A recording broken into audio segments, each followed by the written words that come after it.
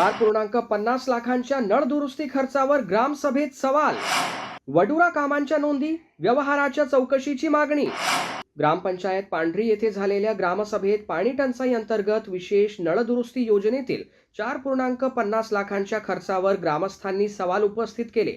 वडुरा गावात 2024-25 या वर्षात पाईपलाईनचे काम झाल्याचे ग्रामस्थांचे म्हणणे आहे. मात्र या कामासाठी सुमारे 4,50 लाखांचा खर्च ऑगस्ट 2026 मध्ये दाखविण्यात आल्याचा मुद्दा ग्रामसभेत उपस्थित करण्यात आला.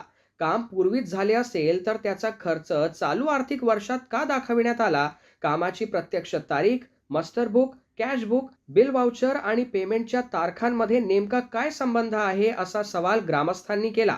या कामाची प्रत्यक्ष पाहणी करून संबंधित कागदपत्रांची सखोल तपासणी करावी अशी मागणी करण्यात आली आहे. यासोबतच रोजगार सेवकाच्या कामातील कथित अनियमितता तसेच ग्रामसेवक आणि सरपंच यांच्या कार्यपद्धतीचीही चौकशी करण्याची मागणी ग्रामस्थांनी केली आहे. तपासणीत नियमबाह्य व्यवहार किंवा शासकीय निधीच्या वापरात अनियमितता आढळल्यास संबंधितांवर नियमानुसार कारवाई करावी अशी मागणी करण्यात आली. ग्रामसभेला नागरिकांची मोठी उपस्थिती असल्याने ग्रामपंचायत परिसरात पोलीस बंदोबस्तही तैनात करण्यात आला होता. प्रतिनिधी विजय काकडे, RCN न्यूज, परतवाडा.